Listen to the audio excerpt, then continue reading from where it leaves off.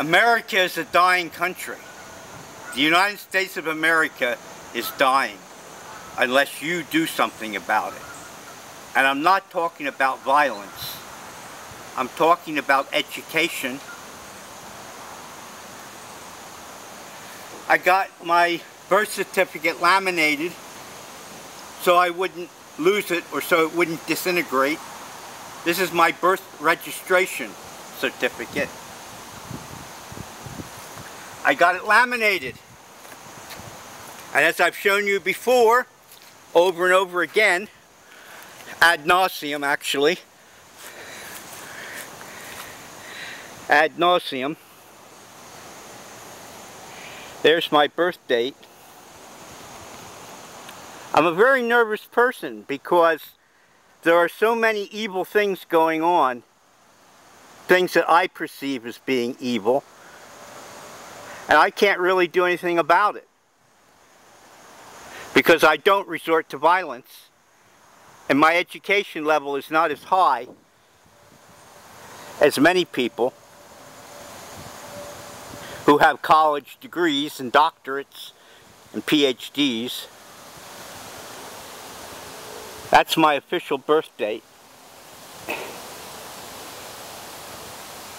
So I had my birth certificate laminated so it wouldn't disintegrate. Actually, that's a birth registration. This is a birth certificate. I had it also laminated so it wouldn't disintegrate and so it would be hard to lose, as I find it easy to lose things. Astonishingly easy.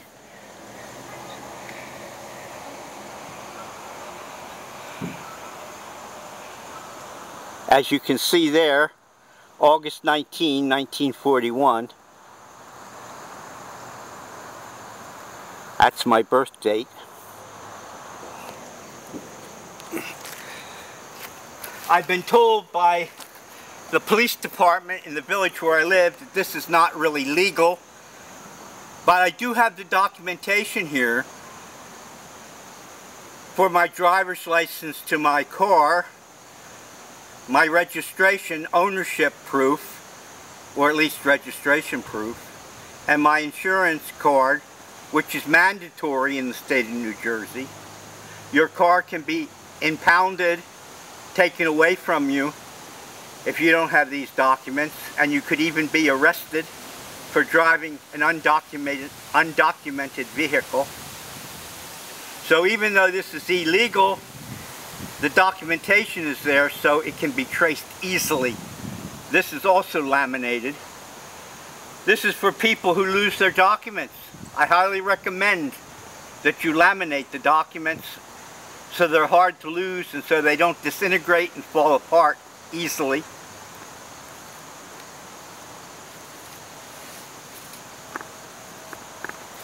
Beautiful day today, mid-September.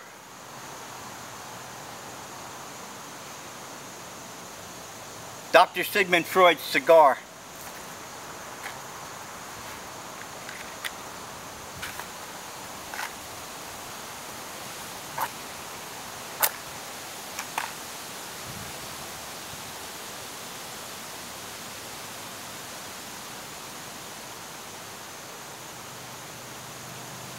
If I was really smart, if I had completed my college, I would have tried to have been a psychiatrist or psychologist.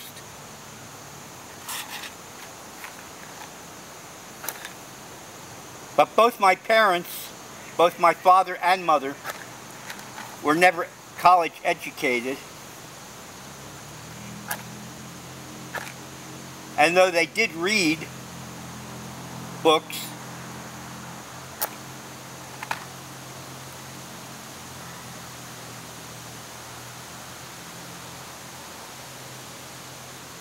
remember we're talking about 1930s, 1940s, so television was not really around, and though they did listen to the radio, as I posted in one of my very early blogs, neither one of them were fond of going to the movies. My mother was a romantic, so any violent films, any war films, any criminal films, any adventure films frightened her. For my birthday, she took me to see Stargate, and she spent the whole time with her eyes closed, or almost all of it. She wouldn't watch the movie screen.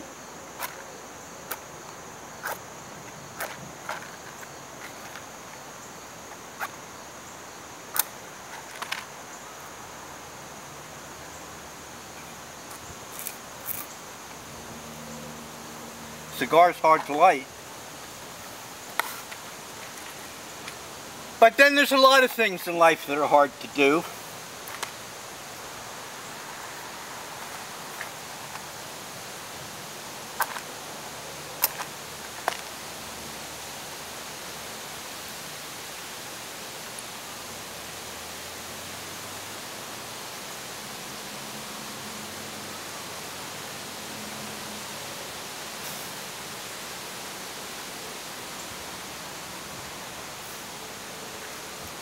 A lot of things in life. Try again. And if you don't succeed, maybe you were meant to fail. Maybe that wasn't your thing. But just like these videos where there are mistakes, I keep trying. Maybe one day I'll have that perfect video.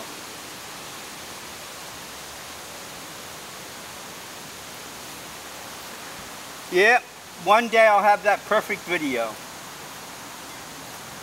I showed you this book in the past. Fundamentalist religious people of all denominations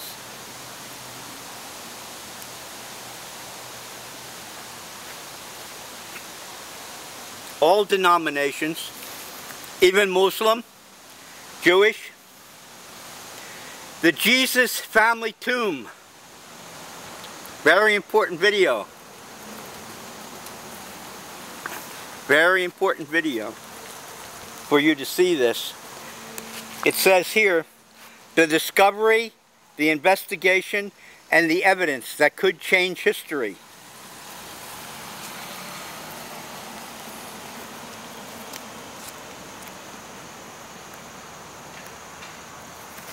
The author claims that he found Jesus' tomb.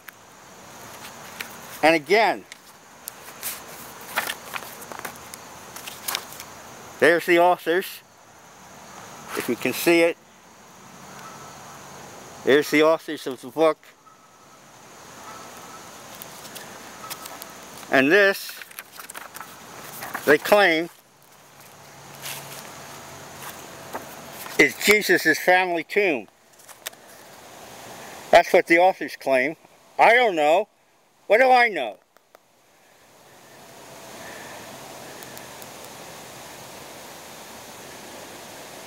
It's a good book. I recommend it highly.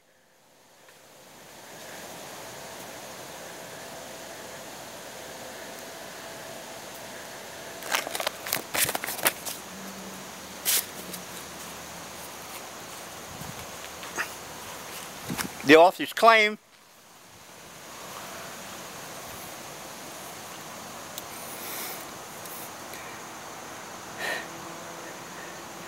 that there was a real Jesus and Jesus had a real family.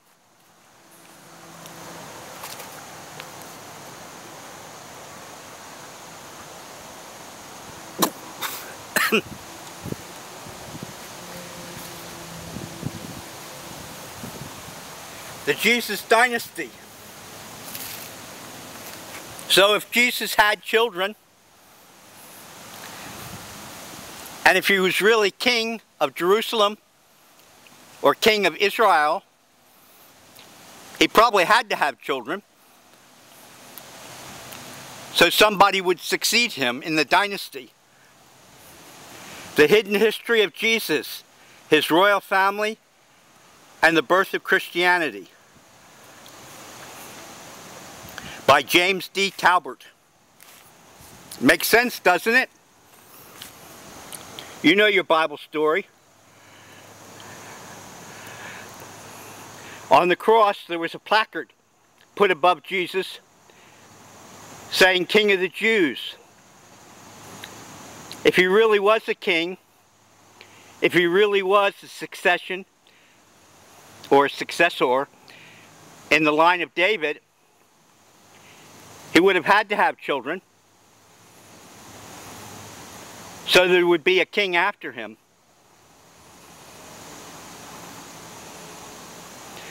Allegedly, the destruction of Jerusalem by the Romans brought an end to all that. There's a much more complicated backstory that diverges at many points and is hard to follow because of the diversity of stories.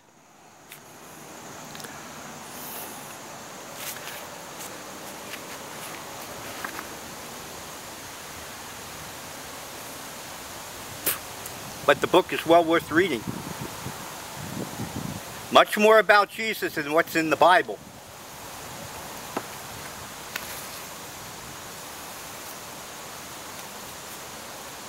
Heretic. Why Islam needs a reformation now.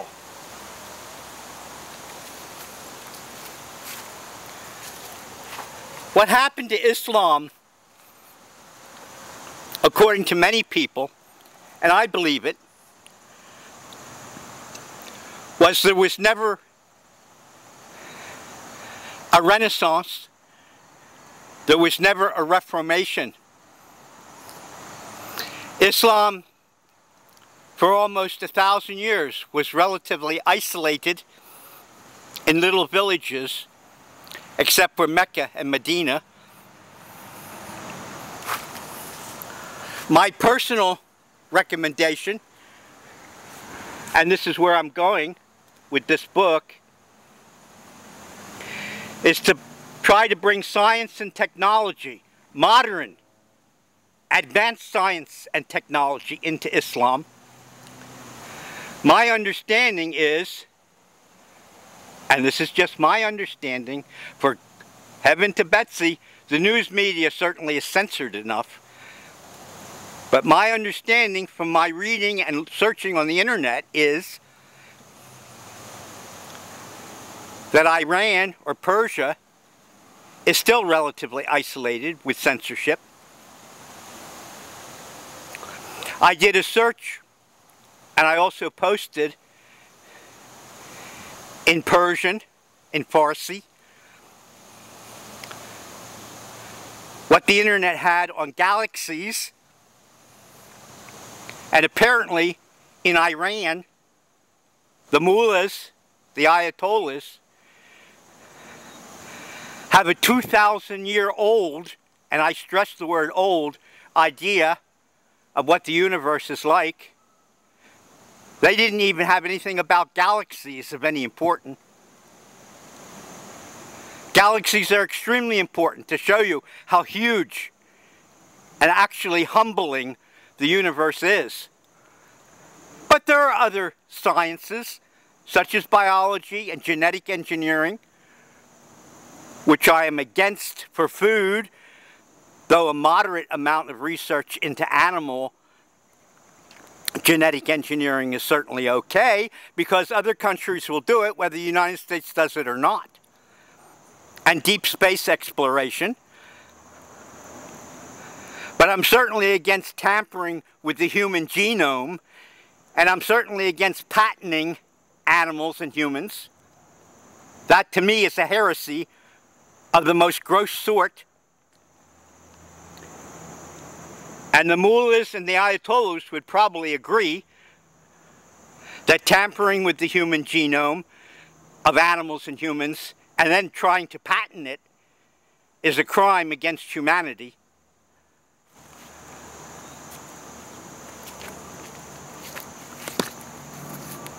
So, my cigar burnout.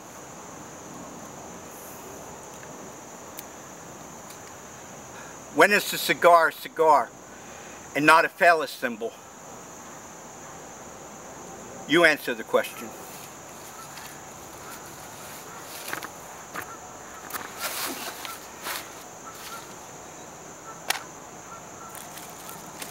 Probably the best thing to do at this point is to put the cigar out. It's actually noontime. So, we'll have breakfast. I know, I'm being deliberately absurd. Because generally speaking,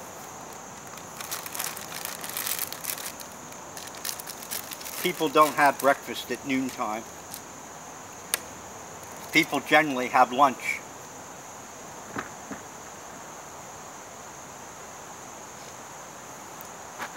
At noontime. Tobacco.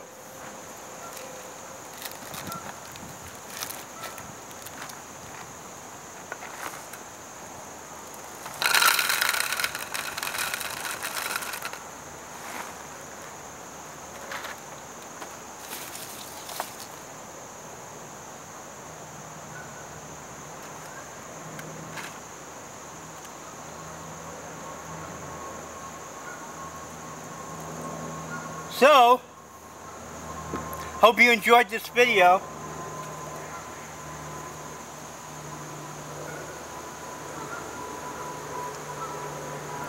Don't forget, remember,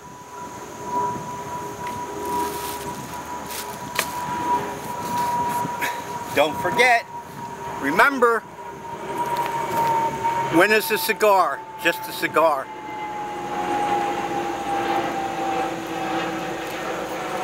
And also, try not to forget this book in your religious reading. Try not to forget this book. I've recommended it before in the past, about a year ago.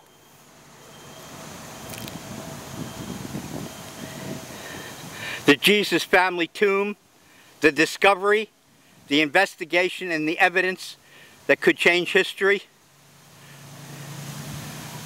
Remember, if Jesus was a king in the line of David and Solomon, then he probably had children, because that's generally what royalty does. They have children so they can pass on the kingship or the queenship to a future generation. So it only makes sense, logically, that Jesus would have children. The discovery, the investigation, and the evidence that could change history. Jesus, the Family Tomb. Highly recommended. Thank you for watching this video. Enjoy your day.